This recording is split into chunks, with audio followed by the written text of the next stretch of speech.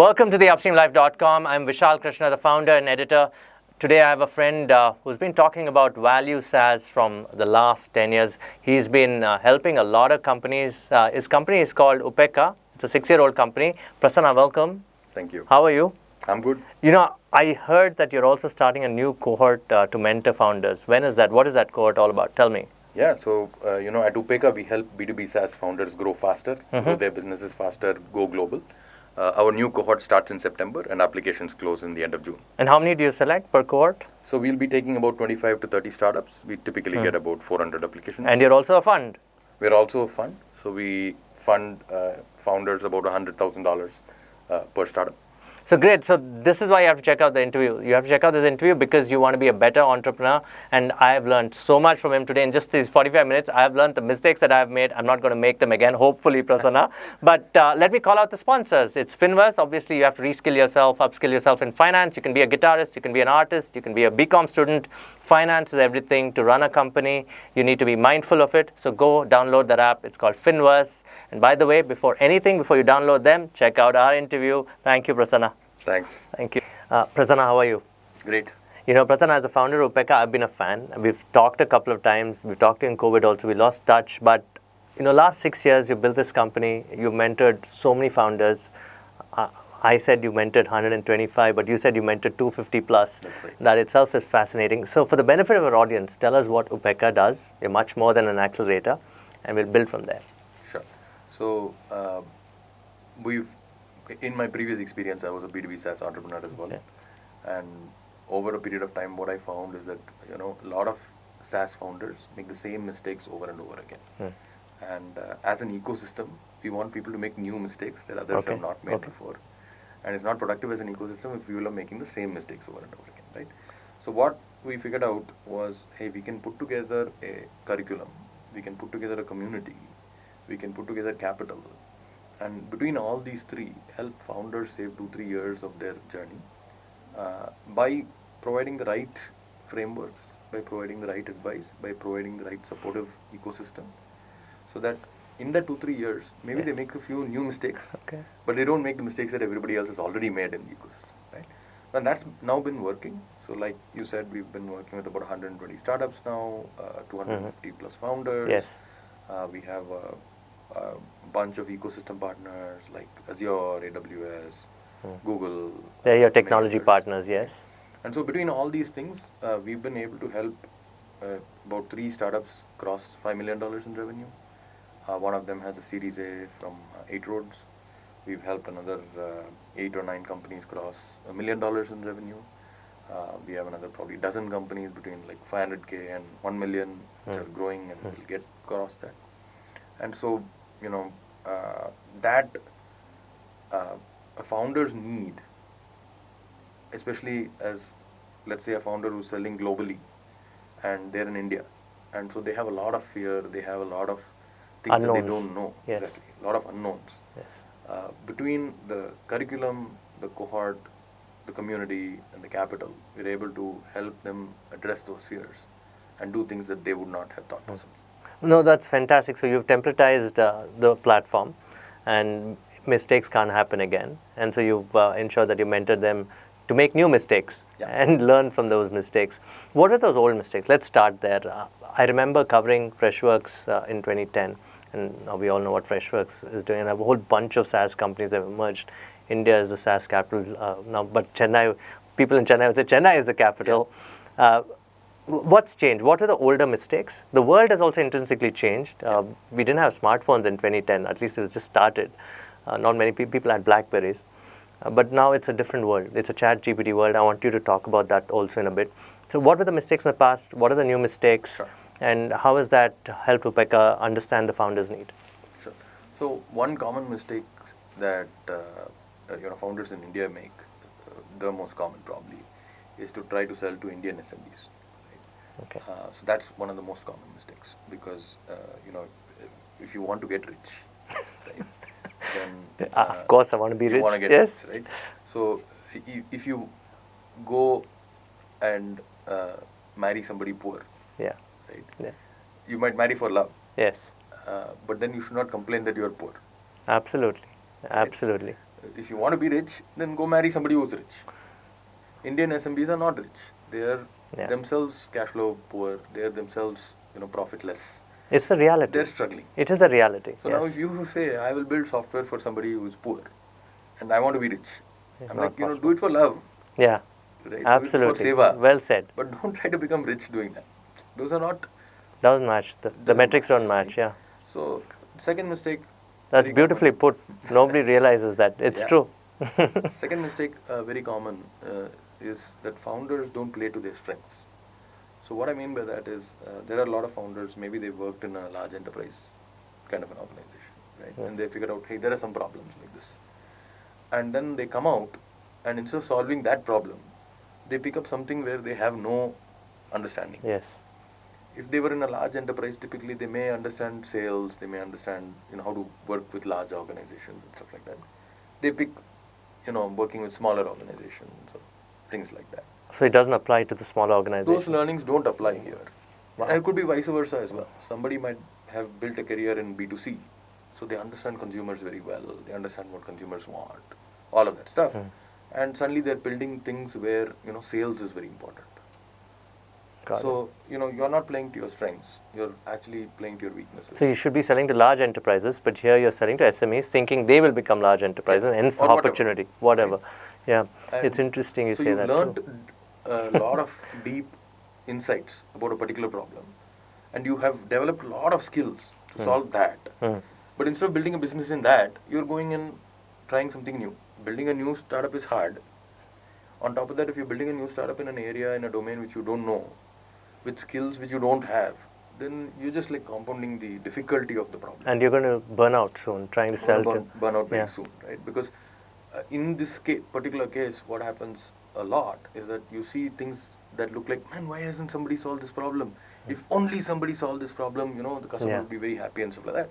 Then you solve that problem and then you realize, man, why it's a low-hanging fruit? Because it's poisonous. Yeah. It's not the right fruit. So common sense would tell you, common sense, right? It's common sense, but yet we make these mistakes. I've been the victim of that too. I agree with you. If you're in love, don't have expectations. Correct. And then, if you're in a direction of working with SMEs, you should know that you love SMEs, but you can't expect anything in return. But it's common sense, and the low-hanging fruit could be poisonous if you don't realize it early. If everybody else has not plucked that low-hanging fruit. Yes. Why are you? Why does this happen? I want to know. Is this because of the hubris that, look, I've spent, anybody, right, who spent 20 years in an organization, maybe 10 years, and I see opportunity cost in a large enterprise, but I can start off with the smaller companies growing, thinking those smaller companies will be larger. Is that the mistake? Many different quality types of mistakes. Yes. Fairly common one is that people think that it's about how passionate you're about an idea to build a business. In reality, passion will take you only so far. You really have to have a deep understanding of the problem. But people fall in love with the solution, thinking that, hey, I have an elegant solution to this, and if only I solve this, then everything is going to be great. They don't realize that, the value of the business that you build is in the value of the problem you're solving. So if I'm solving a small problem for an SMB, it's only worth so much. You said it beautifully. I mean, I can quote Rahul Dravid here in one of his lectures. He said people look at cricketers in the nets or in the Ranji Trophy, and you say, what a great talent. But he says talent is not just about knocking the ball and getting runs in a few leagues. It's about, in the higher leagues, it is about, their attitude and approach, understanding, to face new situations. So most of them fail there. Yeah, so, I take your own example, yes, right? Please. The example that you gave me earlier. Yes. Look, you could sell the same, hey, I'll write, a series of blogs for you, or I'll set up your positioning this way, so on and so forth. Podcasts and all that, podcasts and so on and so forth. Like, let's say you do it for a small company, right? Let's say that small company has $1 million of revenue. Yes. So they're looking at this as one part of their marketing, and their marketing budget is 5%. Yes. So they'll pay you 1%. Right? That's the reality. Out of the 5% marketing budget, maybe they'll pay you 20%, yes. which is a lot. Yes. Right? But that 5% marketing budget out of $1 million is about $50,000. Yes. And 1% is about $10,000. Because for them, they're looking at it, hey, I'm going from 1 million to 1.2 million. Yes. Or 1 million to 1.5 million. For growing that 200K, I can't spend more than very valid.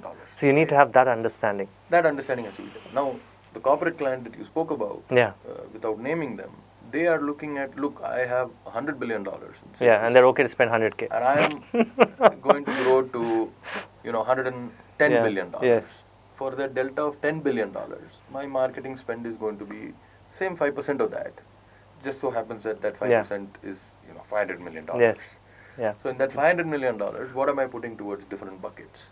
And, one of the buckets is content. And I have 20 geographies. One of those geographies is India. So I'm looking at India, I'm looking at that. Then the same 20% of that budget is now, $1 million. Wow. Passion and business, two different things. Yeah. So founders, that's the most common mistakes This of is the the last most 10 common years. because people think, if I can earn 1 lakh from a small enterprise, I can earn 20 lakhs from a large enterprise. The reality is that if you can earn a lakh from a small, actually that's wrong. People think I can earn 1,000 rupees from a small enterprise, and people think I can get 2 lakhs from a large enterprise. The reality is that you can earn probably 50,000 from a small enterprise if you do that well. Yes. But you can probably earn 5 crores from a large enterprise. So that is not a 5x. It's not a 50%, 75%. It's not a 10x. It's like 100x. Yeah. So you tell founders to do a mental map of this market. That find out. Tell me who your customers are. That's the business plan also, right? That who are you going to go after? Is that important? Very, very important because, like I said, it's the same problem, but the value of that problem is very different based on who you're selling to. Now, if I go to a global corporate, there the value may be, in this case we said maybe it's $1 million. There the value might be $5 million or $10 million for solving the same quality of problem. Yes. Right? It's a kind of the same problem. Of course, it'll have more dimensions. It's Prasanna, bigger. Right. So, but it's the same kind of. So who you sell to, where they are, what is the value of the problem for them, if that problem is solved, is vastly different. Wow. Yeah, passion. Most of them start with passion, and they let the passion bury them later on. Correct. And in that journey, they may also sign up investors who come with that passion, but it's not reality. So define those market realities. Those are the old mistakes, or continues to be the consistent mistake? This continues to be the consistent mistake. Right? What are the new mistakes? So newer mistakes, I think, the folks who have now gotten educated about some of these things. A common mistake is underestimating how mature markets are with respect to buying software. Right? So in India now, people think that, hey, people are buying software. Yes. But if you go to any particular organization, they might have been buying software for 5 years or 10 years. In most SMBs or mid-market, they may have been buying only Tally before that. Yeah. And so they're buying any software for their work only after COVID. Versus in the US, people have been buying software now for 40, 50 years. So their maturity of actually adopting software, using software is very high. Here, people don't understand what is the software supposed to do, what am I supposed to do, how do I train people to use the software, Interesting. what do I do if somebody doesn't use software, things like that, right? So the cost of getting somebody on board to use your software in India versus the cost of actually onboarding somebody to use your software in the US, it's actually cheaper in the US. Because they know how to adopt it, they know how to use it. You don't have to train them much. Here, you have to figure out, hey, how does this software fit in your process? And if that software it's going to improve your process, but you don't change your process, then actually the software is useless because you're still doing the same thing with the same low value. Wow. The software is only added cost and friction, but it doesn't add value to your life. So therefore, you are not going to pay me a lot. Yeah, absolutely, and it's a 10-year cycle, no? Maybe when the SMBs start adopting and by then you would be finished if you're selling to them. Wow, I mean, how did you know these problems? Did you make these mistakes? I did. So between 2005 and 11, I was in 2 different startups. Both were in B2B. The second one we would have called SaaS. 5 and 11 would have been early entrepreneur. Those days, just websites were coming in. Yeah, there were no, forums. There were no groups. Bar Camp in 2008-9. Yes. We went to what is this called? There were hardly handful of events. NPC, I remember. Yeah, NPC Product Council. Yes. Barely any events. Right. Unplugged was one that just picking up. At that time, yeah. So you made these mistakes, and then you decided to give back your learning. But very few of them actually convert what they've. I mean, the deep impact that it's had on you is you've gone back and created a platform saying, I will not let the founders make the mistakes I made. Is that the philosophy you and Raj, the co-founder? Does he come from the same vineyard that he made mistakes and then you both partnered? So he had built some AI startups back in 2007, 8, 9. Okay. Very early, I mean. Building AI startups. Then he was a product manager at Intuit.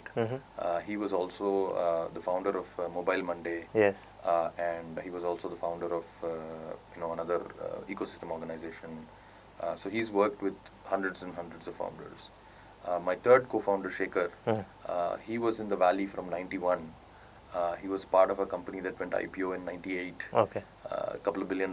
That's good for him. IPO. Then sold to Alcatel for $4 billion or something in 99. Right? So he's been an entrepreneur in the space for a very long time. So he understands how to not just market, but he also knows how to sell and make money, which is great. And he sold his second company as well to Juniper in India. And then he was helping a lot of founders on the technical side, on the fundraising side, on the exit side. And he still stays in the Valley? No, he's here. He's here in Bangalore. Okay. Right? So the three of us, what we feel is that there are a lot of entrepreneurs who lack a few skills. And for lack of those few skills, the war is lost. Absolutely. One is the passion. So you're converting passion into reality. Yes. That's one. So what are they good at? I mean, okay, now you start tweaking their minds. You in your website, you clearly say we love founders who love optionality. What is that? What is optionality to you? Sure. So, the common mythology, and, I'm going to blame you, media folks, make it seem like startups are all about raising money. Yeah, that's why I left the media. And I know now how difficult it is. It's so easy to sit and criticize and also, say that, great, we have money coming in. But when you run a company, it's a total different story. Different ballgame, right? So the common, because, that's news. So not to be... I agree. You're taking no pun intended, but you're right. We do, look at companies and say they've raised money. We start celebrating it. Yeah. It's actually undue pressure on the founder. Yeah, so founders think, many founders who are reading only these stories think that, entrepreneurship is about raising money. Yes. So they're like, okay, how do I raise money? Okay, I have to tell a good story. I have to pick a big market. I have to do a bunch of things. Then I raise money. Then what do I do next? Then I raise more money. Then I raise more money. So you're raising money on passion. Yeah, right. Or vision. Vision, right? Yes. Let's say vision, yes. Passion is... Correct. But vision is what people are raising money on, right? The challenge with that is that, maybe they could have built a good business, but in the process of raising a lot of capital and selling a particular vision, maybe they got into a trap of either I build this and it's successful or it fails. Right? So that's a false dichotomy that people fall into. And so what we are saying is, look, if you don't know what kind of business you are going to be building, then please be judicious about what kind of capital you're using to build or you're raising that kind of business. And so if you raise a lot of equity capital, understand that somebody who's giving you risk capital, they'll ask you questions. No, I mean, they're expecting a high reward. Yeah. It's totally absolutely fair. Instead of I'm talking to the media angle, they'll ask questions, high reward. They're there for the reward. They're there for the reward. Yes. That's a trade-off you're making with them. You're saying, look, I will take your $1, but I will give you back $10 or $50 or $100. I will try to give you back. So let me explain what I'm saying. Right? So let's say you built a $10 million revenue business. Today you know that that's hard. Yes. Right? And let's say you raised $10 million to build a $10 million revenue business. And now you don't know how to grow it beyond 20-30% year on year. It's a great business. But because you took $10 million to build it, you're now kind of stuck in a no man's land because it's not that worth that much. Right? Yes. And investors will ask me that question. I said, boss, you raised 10 million, you've only done 10 million revenues. I expect 10x or something 10x, of that sort. Yeah. Because that's a deal you made with them. Right? Now, let's say you built a $10 million business with raising $1 million. Right? Now, that's actually a very valuable business for all parties concerned. Right? Now, the goal could be, hey, I want to build a $100 million business. But when you're starting off, you can't see a path to a $100 million business. And if you take $10 or $20 million upfront too early and you don't get there, you basically built a bridge to nowhere. Versus what second-time founders, third-time founders, many founders are doing is that they're saying, look, I need to first build the basement. I need to build the right first million in revenue. If I build the right first million in revenue that I know that I can take to 10 million or 50 million, 100 million, then I will raise a larger amount of capital. So a lot of founders are saying, look, I'm going to build the bridge. Okay, that's the optionality. Okay. And therefore, let's say now I built it, I got to 1 million or I got to 5 million. I realized that this is not going to be a business that's going to get to Yes. 50 million or 100 million. Okay, but it'll still make 5 million But all the it's time. a good yeah. 5 million business. If you only raised $1 million or $2 million to get to 5 million, everybody is still happy. If you raise $20 million to get to $5 million, nobody's happy. Or if I've raised 100K and I can do 5 million, that's fascinating. Phenomenal. That's right? phenomenal. Yes. And there are bootstrap businesses in our portfolio which are at $7 million Okay. in revenue with zero capital raised. We are the only outside shareholders. Right? We have companies which are now at 1 million growing 50% year on year, which have not raised any outside capital. We are the only outside shareholders. I have a company which is at 5 million, which is growing 50%, 70% year on year. They have raised external capital. Why did this company raise external capital? Because now they could see a line of sight to go from 5 million to 25 million to 50 million to 100 million without having to actually change what business they're in, right?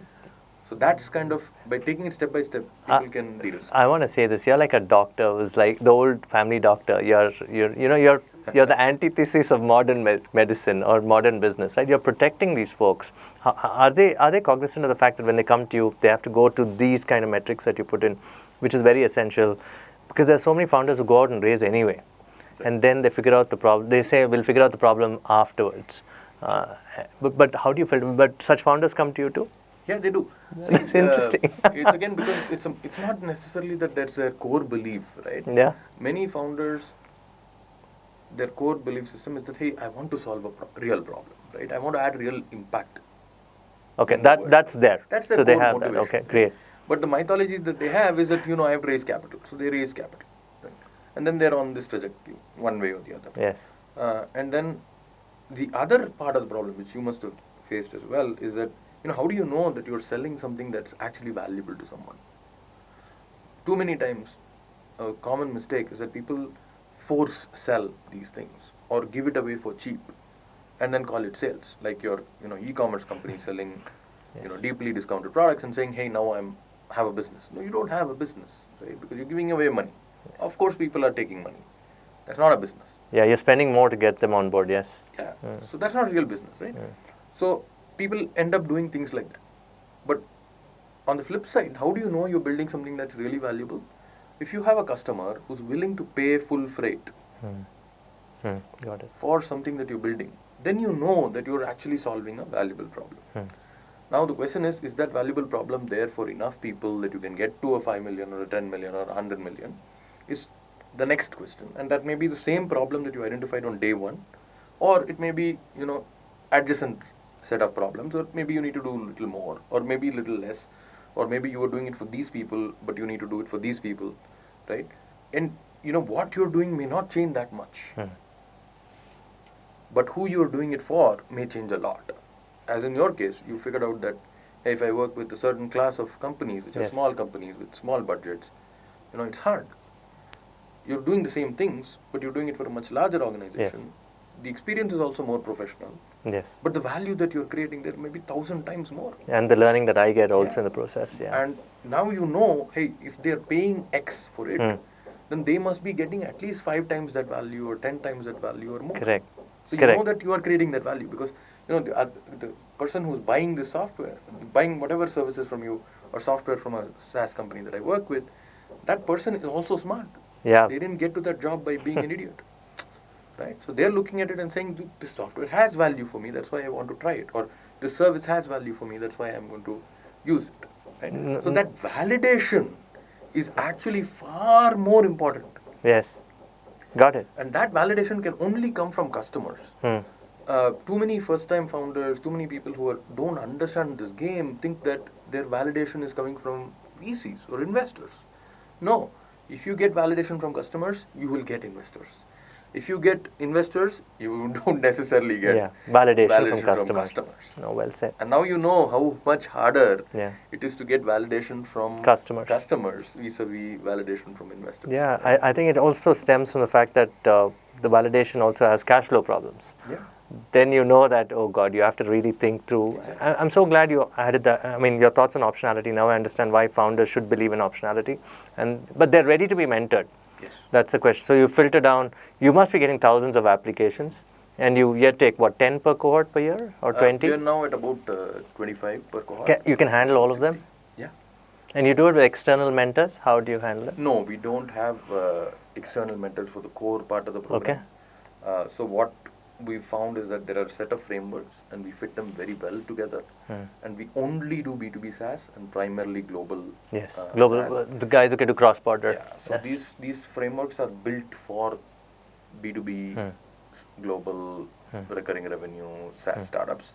So that all of this is fit very well together. So that stuff we deliver, right? We make sure that they build the pieces of that. This is something we call the inner flywheel. So these are a set of very subjective choices that a founder makes. This does not change over time. Yeah, I Right? agree. Because hopefully once you've got it right, then you are only making small adjustments, you're not making large adjustments. But the outer flywheel is something where, what marketing technique. Yeah, you talk about a you flywheel using? in your program. So that's something that I've seen you talk in lectures as well. What is this flywheel? Sure. So the idea of a flywheel, especially in a B2B SaaS context, is that, hey, we have recurring revenue, right? So in the old kind of a very desi context, how fast can I rotate a rupee? Correct. Right? So I sold you something. Yes. I got a rupee. Now I bought something for 80 paisa. I sold you for a rupee. Now I have an extra 20 paisa. Right? So it's how many times can I do this in a year? Essentially is how good your business is. Yes. Right? So in some ways SaaS is like this. It's called CAC payback. But essentially it's like this. It's like the old shop. How many times can I sell to the same customer every time? With Is the he same coming money, back to the right? same money? Absolutely, yes. Now if I do it with the same money, then I don't need external capital. Right? Interesting. But imagine that my payback cycle is 18 months. Yes, after the CAC, right? That's So the CAC, yes. Spend money, I got you as a customer. I spend money, got you as a customer. By the time you pay me enough, how much ever I spent, if it's 18 months, then I need external capital to finance this. That external capital can be equity, it could be debt. If you're able to prove that this works, right? Yes. Debt is not going to come in the early stages. Equity is going to come in the early stages. Now, how efficient are you at this, right? If I get $1, can I make only 80 cents in the first year, or can I make $1.2, or can I make $1.5? That's how fast you can rotate it, right? So that's a flywheel. Now that Keep rotation. becomes a flywheel, right? So it includes your marketing, sales, Everything. everything there. Okay. Including product, because it includes sales, marketing, product, everything. Because your product may help you sell faster, better, get more money, and so on. Right? So now you have to build that smooth flywheel which is going round and round, right?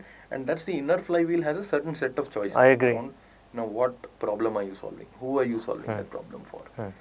How are you positioning this product in the market? How are you pricing it, right? How are you getting more and more consumption from the same customer? Yes. Because the same customer pays you more over time, right? And then does the customer get you more customers? Yes. If you build all these together, then that becomes a flywheel that's very efficient. And You mentioned pricing, right? And all this, should the pricing be standardized, or it changes with customer to customer? And B2B SaaS, I mean, the US companies want standardization. How does that work? That's not necessarily true. Okay. It depends on the service and what you are selling. Right. So when you are selling to SMBs, especially, then the owner is buying. Yes, absolutely. Right. And Yeah, when the they're founder buying- takes the call. Correct. Right. And so when they're buying something standardized, then they want a fixed price. Yes. But when you sell to mid-market or enterprise, what we discussed is that, hey, the budgets A may be very different. Absolutely. I agree.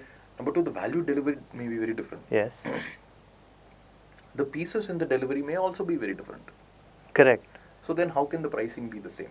So you're okay with non-standardization? It's okay with that. Founders can approach different segments differently. The pricing model has to be consistent. So there can be a base But plan. the price may not be consistent. Okay, so you can say there's a base plan and there's plans for everybody else after that. It can be enterprise plan, SMB plan, startup plan, something of that Exactly. sort. Okay, you touched upon pricing and you were right that you got to have consistent knowledge of the product, but your pricing can change across customers. So I want to go deeper there. Right. So in the US, a lot of people go and try to invest in sales first, but I think you mentioned earlier that it's a mistake. You start investing in marketing. What do you mean by that? Is that a direct correlation to pricing of the product? So, if you've been to the US, Yes. Have you been to a Walmart or a Target? Yeah, many times. Have you Walmart tried to especially. go buy milk there? Yes, I bought chocolate milk once, yes. Yeah. How many varieties of milk were there? Yeah, there were Many varieties of chocolate milk. Yes, I agree with you. And there are many varieties of milk, right? Yes, They have blue milk, red absolutely. milk. I agree with you that. So, yes. The kind of positioning that is already there in the US for decades is far richer than the kind of positioning here. Okay. Because here you have choice of one milk, right? Yes. You buy this one packet that comes to your house, That's that's it. your choice. That's it. For a large part of No, you're right. the country and for You're the absolutely longest right. Unless then you say that you have a young baby, you want him to grow, him or her to grow fat, and you have the red milk. time. Yeah. That's all. So that's only the last Yes. whatever 10 half a years, 15 years. decade or Yes. whatever, Yes. right? Before that there was no choice. I agree. So what happens in the US is whenever you're selling something, you realize that actually there's a market for a vast variety of things. There's a market for organic chocolate milk. There's a market for high-fat chocolate milk. There's a market for low-fat chocolate milk. There's a market for vegan chocolate milk, which might not even be milk. It might be oat milk. Yeah, oat right? milk. All you know. And all of these choices will be there in various shapes and sizes, right? So when Indian founders go to the US, in India we are not used to dealing with that kind of choice, right? How many chocolate bars do you have? 1, 5 star, right? So you don't really And that have, ₹5 thing, that's it. That's it. Right? So first founders have to realize that hey, in the market in the US there is a lot of maturity of the buyers. So they have a maturity of what product do I want to choose which suits me well. And that is not a question that they want to ask a salesperson. Because the salesperson is obviously, in many cases, expected to say mine. Yes. So that is a discovery process that they go through, which you can only solve through marketing. Okay. Where you are saying, look, I have this. This is for this kind of a person, for this kind of a problem, at this kind of a rough pricing model. And me as a buyer will look at that and choose among you, someone else, someone else, someone else. This requires a very high degree of sophistication and domain understanding by the founders.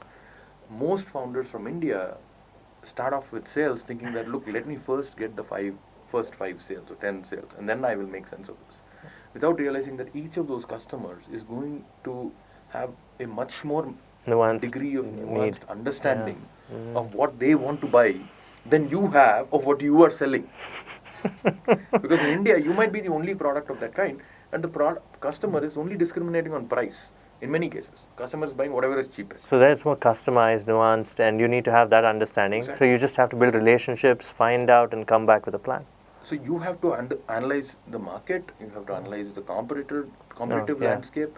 You have to understand today how do they do it.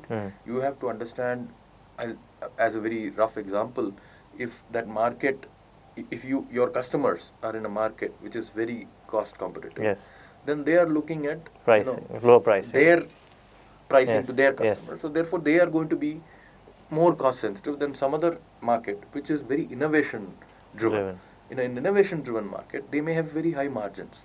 And so what will they look for? They'll be open to trying a lot of different things because they're looking at, hey, can I raise my revenues? Can I provide an even more innovative product to my customers? Even more innovative offering to my customers? And I'm willing to spend money for that because I have the margins today to spend on that, right? If you don't understand that nuance, right? Or even within an industry, the industry leader may be far more innovative, maybe having very high profit margins, but the 15th or the 20th or 30th person in that industry may not have as high margins and maybe is not as innovative. Now, when you position your product, if you position your product as a cheap product, then the innovative leader in these markets is not going to buy from you. Yeah, and the US, they look at innovativeness. Yeah, one segment, right? There may be another segment of customers who are looking not for cheap, but they're looking for value. Yes. So they are outcomes. clear that, hey, if you deliver these things, then I'm ready to pay. So the market study will be done by the founder or a team that can only be done by the founders. It can't be done by anybody else. Because this is not a one-way street. This is not, I'm just learning something and then I'm going to pitch it that way. You might actually change the product. As you go along there. As you figure stuff out. How many of your founders of the 120 go abroad? All of them? We ask all of them to go. And earlier we were not able to provide funding. So today we provide you have funding fund. We had to talk about that too. So we basically say, look, get your visa. As soon as you get your visa, please go for 2 weeks, 3 weeks, 4 weeks, whatever it takes. Meet as many people as possible. So, it's funny.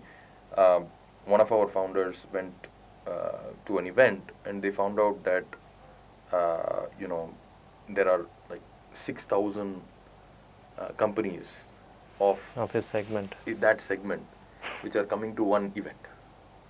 This is his competition, or was it just his They're potential customers? Potential Customers, right? okay. And so their perspective in an Indian context, in that same segment, there might be 600 companies. Scale of it is and huge. this is just one event. Yes. And there are like many events. And when you talk to them, you realize that, look, they're making $25 million or $50 million. It's a small business. Yes. SMBs there, yes. It's not a large business. And these And are at 25 million, they have a 5 million marketing budget. They have a 5 million tech budget. This is a large budget. That's a 5 million budget is a very large budget in the Indian context for any of these things. I agree. So then they understand that if 6,000 prospects, that would be more than India's largest retailer. Yeah. The tech budget. Correct. That's interesting. That's insane, right? That's insane for a 25. I didn't know this. A $25 million company with a 5 million marketing or innovation budget for tech, right? That's interesting. Wow. Founders need to get this. How do they sign up? Are they overwhelmed when they see all this? Or, how do they start saying, okay, the pitch now, how do I win the business? I've done the marketing, I've done the study. How do I win those businesses? It's actually far easier in the US to win or lose a deal than in India. Because in India, your customers have a lot of time, they don't have money. So they're looking at spending time for entertainment. Yes. So they will not say no to you. No, that's very well said. Meetings. Setting up meetings and, tell me about this, multiple tell me things, about that, how will you do this, how will you do that, and the other, right? In the US, they don't have time, they have money. So they're like, look, if you can do something for me, take some money, do it for me. I don't think that you can do something for me, please go away, stop wasting my time and your time. Yeah. It's very transactional in that sense. I can go on about this topic, and I agree with you. I've been through this learning as well in the last 2 years. The fund, completely deployed, 10 million completely deployed at the moment? No, we are at about halfway through that. We'll probably be raising another fund soon. That will cover the next 3 years, maybe another 200, 300 companies. Do you want to increase the size? You're a small team, right? You want to increase it as more companies come in, say if you double it from 120 to 300, do you have the scope to manage all of this? Or? Yeah.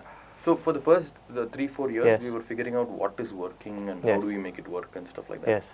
Now we have something that's like fairly working very well. We are going to scale number of startups per cohort a little more than where we are now, which is at about 25 startups per cohort.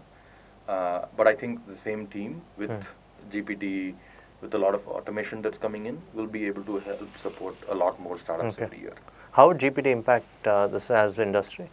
So I think the sands are shifting beneath our feet as we speak. Probably today in this 30 minutes that we are recording something, there's probably an announcement that's going changing on. stuff. And you told me how it's impacting my industry as you go, and I just realized I have to be cold and use the technology and not be sentimental and emotional. And that's a reality. Yeah, that's a reality, right? So I think from a SaaS perspective, what are you doing? You're solving problems for others, fundamentally. You're solving a problem for somebody and they're paying you money to solve that problem.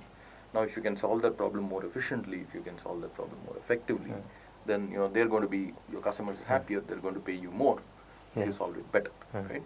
Or you can charge differently based on how fast you solve that problem, right? Maybe earlier some things used to take a few days to solve. Now they may take a few minutes to solve. You told me writing can now be solved in not even half a day. I can get everything done if the base is ready, foundation's ready. Correct. That typically changes everything. Absolutely. So from a SaaS perspective, right, one of the challenges that happens, for example, is that maybe your customer has old data in a certain format. Correct. And you need the data in a different format. Right? So this is typically a migration of data that happens in many SaaS implementations. Earlier, you would need a developer to look at that data, look at the old data, look at the new data. And it's a process. It's a process. So this will port. It'll tell you what to port, how fast. You can actually give it the old data format, new data format, and ask it to write code. It does to do the translation, and you will get code that will do that. And it could happen in a matter of minutes. For even a good engineer to look at that and do it right would take few days. Hours, okay. So you're on a single thing that's seemingly so trivial, but it's a part of what they need to do. Right? Do your founders prepare for this eventuality? So we are preparing them for this, right? So literally today morning, we were sitting at a AI talk for investors and founders who are looking into AI. So we had a couple of founders. One of them said, and they're in the analytics business, and they've been looking at what AI can do. And this lady said, look, I'm in an existential crisis because today the state of the art in the AI can actually do better than the analysts that I have trained on my team. You were telling me earlier, we were talking about it, my friends are CA, you said CAs, AI can replace a lot of the advice that chartered accountants would take a few days. Yeah. It's interesting. And I think, it's even more different than that. See, if you are a SaaS business, not all CAs even understand SaaS businesses. A lot of CAs think, you're sending somebody something, then you're invoicing them, then they're paying that's all they understand. That's what they understand, right? Versus in a SaaS business, I'm sending nothing to anybody. They're using a service. I'm paying somebody else for running this whole software. What is the usage? It cannot be seen. And, but they pay me every month or every year on a recurring contract. How do I, what do I call the money that they've contractually committed to giving me? But not yet. How do you define the service? It's not a physical service. Yeah. So and if you're delivering it online, nobody owns anything, which is, right? It's a software. So a lot of CAs actually don't even know how to work with a SaaS company, right? Now, if I do find a CA who works with a SaaS company and I have some questions about, hey, how much of my money is, going to come from contracted revenue in future months, they may or may not be able to answer that question well.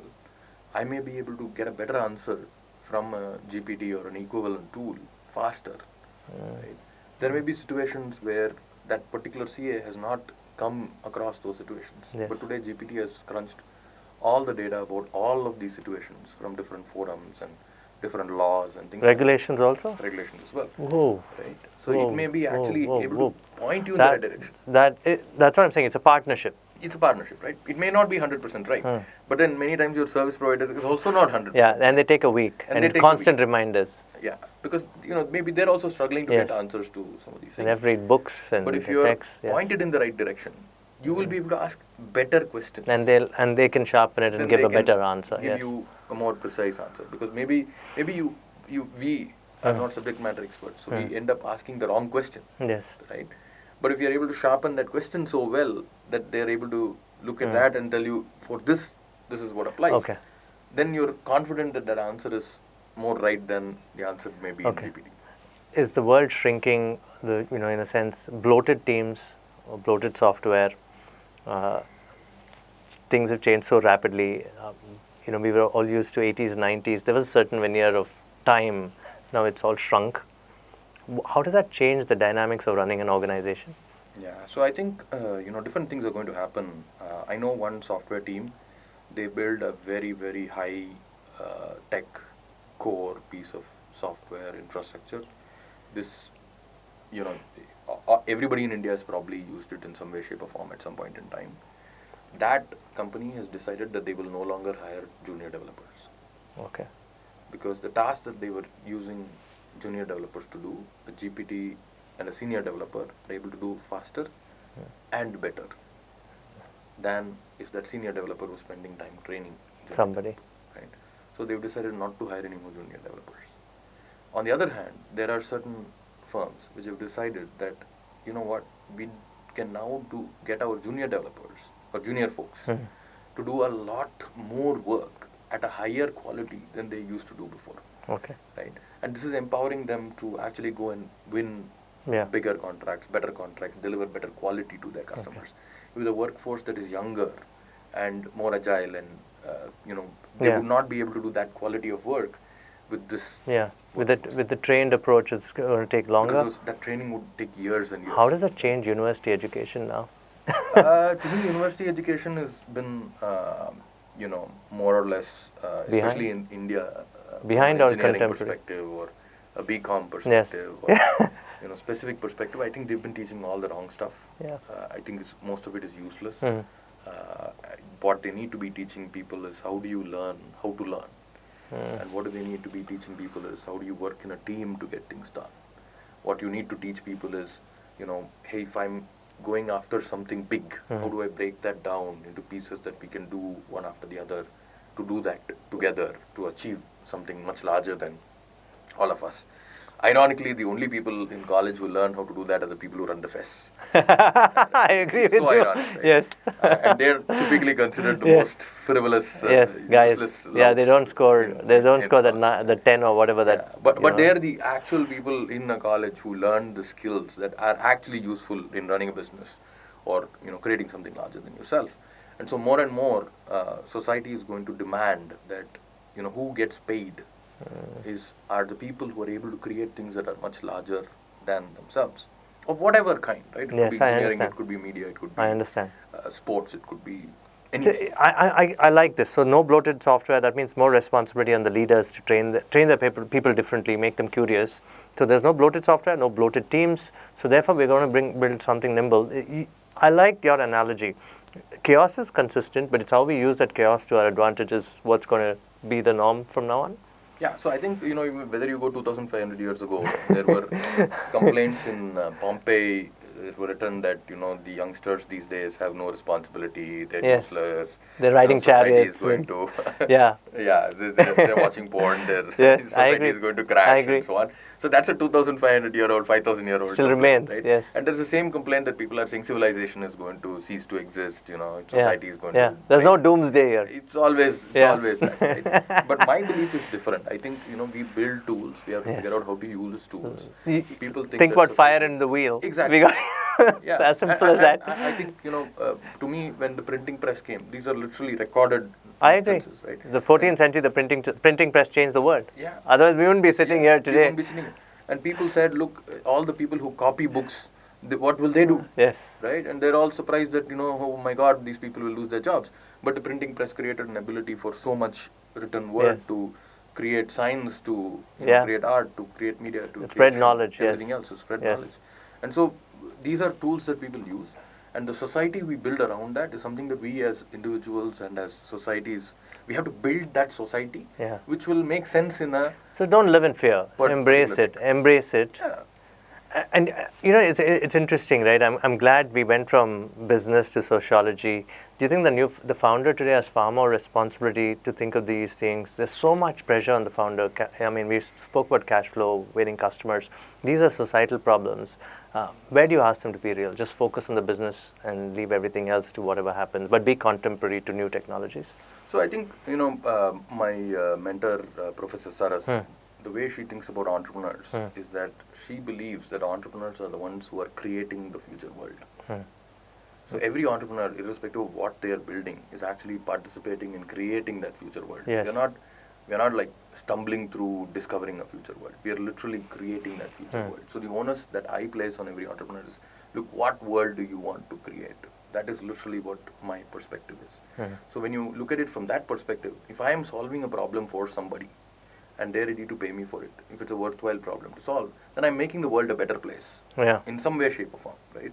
Now, if enough of us do that to solve problems for others, and we're able to get compensated for that, and we're solving enough real problems, then the world is going to be a better place. I agree. Right? Now that you could say that today, hey, there's not enough money in solving a particular problem. Let's say, arguably hunger should be a solved problem because there's more than enough food that's being created. Yes. Or solve the problem of garbage also we can. We have Whichever, enough right? solutions. We Yes. have enough solutions, but it's not getting solved. Yes. Now, somebody has to solve that problem. Now, is that entrepreneur a for-profit business entrepreneur? Is that entrepreneur a social entrepreneur? Is that entrepreneur somebody who's going into government and getting government to clean up these things or Yes. fix these things? A lot of those things are entrepreneurial, but not necessarily the same kind of boxed entrepreneurship that, No, you're absolutely right. Globalization wouldn't have happened if the ships wouldn't have sailed from Yeah. Portugal to India, or England to India, or Netherlands to India, and China to India maybe. I mean, you're right. So that is the role of individuals and entrepreneurs. We are living in that world. I mean, you're at the center point of this change, right? You meet entrepreneurs who have that passion. You have entrepreneurs who can create that new future. But you yourself have a mentor. Why? When you're mentoring others, you also have a mentor. I'm really curious you brought that in. Do you need mentors? Of course, I have a therapist and I have multiple mentors. Okay. Right, and the reason is that entrepreneurship is a very tough journey, and a lot of us carry baggage from our past. A lot of the biases that we have would have come from experiences that we had in childhood, in other Yes. places, And so if we have to work to create a new world, and we carry those biases with us, we carry those hurts with us, we carry those things with us, and we may end up creating something which may not be the right thing. Yeah, right? It may not be really positive. It may not be positive. Yes. Right? So we have a duty to ourselves as individuals, forget about whether we are entrepreneurs or otherwise, to first heal ourselves. And if that requires therapy, if that requires mindfulness, vipassana, whatever it is, it's a duty to ourselves to do that. Okay. And each of us are leaders, right? So what example are you setting for somebody in your team? You have to set an example that, look, my mental health, my physical health matters, right? My relationships matter. Fantastic. All of that matters. So that is something that, you need coaches, you need therapists, you need mentors to be able to help you, because you can't. Self-reflection is. I'm glad you used the word therapist. You need it. I mean, a therapist doesn't mean you're mad. Of course not. If you go to a doctor, are you dead? No, absolutely. So, guys, I would recommend you to check out the word therapist. Go find them, because you're right. You're carrying the world on your shoulders, and you need somebody, not just a let out, but somebody who can guide you also. I'm glad you said that. What about? I mean, my final question to you is: you spend time with family. Do you get time? I think at least the COVID, we did spend a lot of time with family. Yeah. What are your thoughts of family? What books are you reading? What would you recommend to our audience? Sure. So, I'll start with the books. I Yes, read a please. lot of books. Okay. I just reread a book called Necessary But Not Sufficient by Goldratt. It's about theory of constraints. It's something that any software, any enterprise or B2B software or service provider should read. So that's one of the things that I read recently.